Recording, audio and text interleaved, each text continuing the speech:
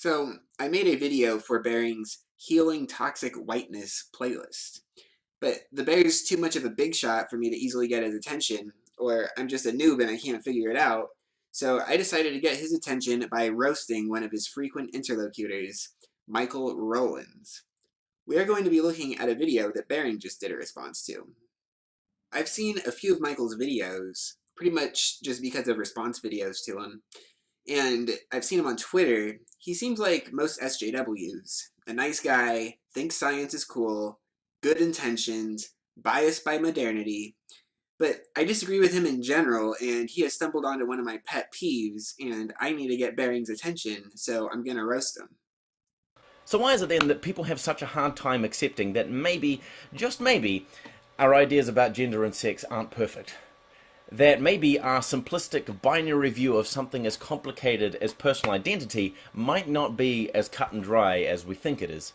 How could it be that someone is perfectly willing to accept that the universe is this amazing, beautiful, complex, mysterious place full of grey areas and weird shit that makes no sense, but then as soon as we talk about biological sex, nope, we got that perfectly right and there's only two? Well, I hate to break it to you, buddy, but you're wrong. First of all, you're ignoring intersex people. Intersex is a catch-all term for people who are born with a biological sex that does not align with the traditional sexual binary. And it's not one distinct category either. There are a variety of different biological sexes that can be classed under intersex. It's almost as if it was some sort of, spectrum or something. So, here's the deal. Being binary and a spectrum are not contradictory. If you have a spectrum that ranges between two poles, then you have a binary spectrum. Alright, binary spectrum. Really, what these LGBTQ plus types are trying to get at is that gender is analog and not digital. Think about when we used to actually listen to the radio and you would actually turn the dial through all the different frequencies. But since the frequencies ranged from high to low, it was a binary spectrum. And then you could program certain frequencies to be remembered by a radio and choose just from the presets, in which case the user experiences a bunch of choices. He doesn't experience them as a spectrum. Or think of the difference between analog and digital clocks. Anyway, I think LGBTQ plus is a superficial political movement, so I have criticisms of it, but I think all political movements are superficial, so they shouldn't take it personally, and I don't hate LGBTQ plus people. But this is one of my pet peeves. Saying that something is a spectrum doesn't rule out its being binary. And this isn't just semantics. A very relevant part of the debate is whether the different ways gender expresses itself in societies is a mixture of masculine and feminine impulses, in which case it would be a binary spectrum, or whether it is incorrect to reduce the impulses to masculine and feminine, in which case it would just be a spectrum.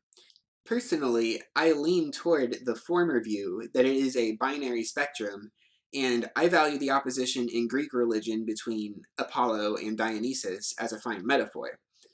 And believe me, it allows space for unconventional gender expressions. You can read about that in Camille Paglia's book Sexual Personae, or go to original sources like Aeschylus and Euripides. So, binary spectrum. Insisting that it is either or reminds me of something. Oh yeah, from Michael Rowlands. It confuses me as an appreciator of science. Back in the day when I used to argue all the time with creationists online, it always used to baffle me the ridiculous amount of black and white thinking that these people would employ. But science shows us that the universe is not a black and white place. It's a crazy, diverse place full of strange and wonderful things that don't always conform to neat little boxes. Yeah, thinking that something is either binary or a spectrum is like black and white thinking. Anyway, you could suggest that there are no axes, but All words are made up. There are no words that exist as omnipresent beings outside the existence of humanity. Words exist because of us. So what is wrong with making up some new words to describe new things that we don't yet have words for? As we learn and discover more about the world, we're going to need new words to describe those new things that we discover. Yeah, and I'm not so sure that male and female are not two fundamental impulses in society that form their own category. You have Apollo and Dionysus, sky gods and earth gods. Yin and yang are female and male. Male and female are not just a result of Western imperialism. They are ancient, primitive impulses. It's like the most ridiculous cis privilege to be lucky enough to be born cis and then expect everyone else to conform to that. If gender is a social construct, and by the way, I think there is value in thinking about it that way, and cis is when your gender matches the sex you were assigned at birth, then you become cis by entering into society. This is a contradiction in how LGBTQ plus theory is commonly discussed that is often noted.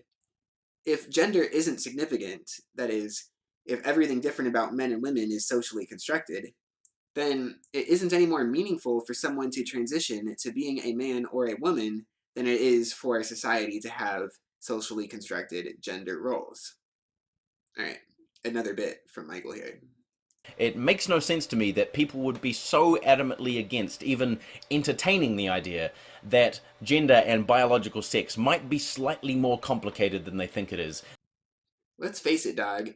Gender is a Rube Goldberg machine at this point. It all smacks to me of people complaining about something that has absolutely no effect on them. Different people who are different from you, who want to do life differently from you, and that offends some people for some reason. Why does it matter to you so much if a person doesn't conform to the rigid gender identifiers that are ingrained to us from birth by a culture that is obsessed with cramming people into tiny little boxes of conformity? Well, I want what's best for everyone, and it is not axiomatic that people are correct about what is best for themselves. With regard to transgender, I don't think the issue is discussed well, and I am inclined to believe that it should be taken on a case by case basis. It's best for some people that think it's right for them, and it isn't best for others. Just an idea of what standard I'm referring to, I'm referring especially to psychological health, and I see the transgender debate as a debate over psychology. Anyway, I am inclined to think that any sort of psychology that is based on being true to yourself is superficial. There's a case to be made that Plato and Aristotle, having lived in society before it was deliberately and systematically altered by science and philosophy, had a more clear view of many aspects of life, and they should be consulted on issues like this. Anyway, Acknowledging that trans, intersex, and non binary, etc., are just as human and entitled to their own identity as everybody else? see, this is what I mean. So much of identity is socially constructed. The idea that people are entitled to their own identity is very nearly meaningless. When we discuss serious issues, we always might as well be discussing them in terms of how do we want to raise the next generation? Or, in other words, how do we want to influence the next generation's identity? A different point, you didn't make an argument for there being more than two sexes or genders, other than with intersex and the various other karyotypes. But the question of transgender people isn't really about people in situations like that. I know you have a bunch of other videos, but I don't know why you are basing your argument on something that isn't disputed. The question isn't whether people born in particular situations don't fit with their sex assigned at birth, and by the way, you are clearly saying that these people do fit with how they were born. The dispute is over people with typical genitals and typical karyotypes. Alright, a quick point here. As the great Tim Minchin once said, science adjusts its views based on what's observed. Faith is the denial of observation so that belief can be preserved. Now, maybe Michael would say that he is satisfied to make this statement less broad, but it certainly is too broad to say that faith is the denial of observation. For instance, it requires faith to think that humans should exist. Whether or not humans should exist is not really a subject of observation. Okay, so you don't want to accept that certain people don't conform to the traditional gender or sexual binary. Okay, well, I don't accept your self-identification as a rational, skeptical humanist. You're an asshole and a terrible person who needs to stop letting faith govern their beliefs and get their nose out of other people's business. Well, I do accept that it is best for some people to not conform to traditional gender roles, but given the totality of my views, LGBTQ plus types usually refuse to grant that I have compassion for such people. So I think this can apply to me. Well, I don't identify as a rational, skeptical humanist. I prefer to avoid Latin vocab, even if I can't all the time, and that is all Latin vocab. I'm Justitarian and Straussian. Basically, I'm into Plato and Aristotle, and I'd recommend them to you along with the rest of ancient Greece, Michael, so that you can have a serious discussion about LGBTQ plus issues where your ideology won't be limited by the cave of your society, the cave of modernity. And Bering, where you at, dog? Get at me. I'm trying to add a video to your playlist. Anyway, thanks for the opportunity, and I'll keep watching your videos.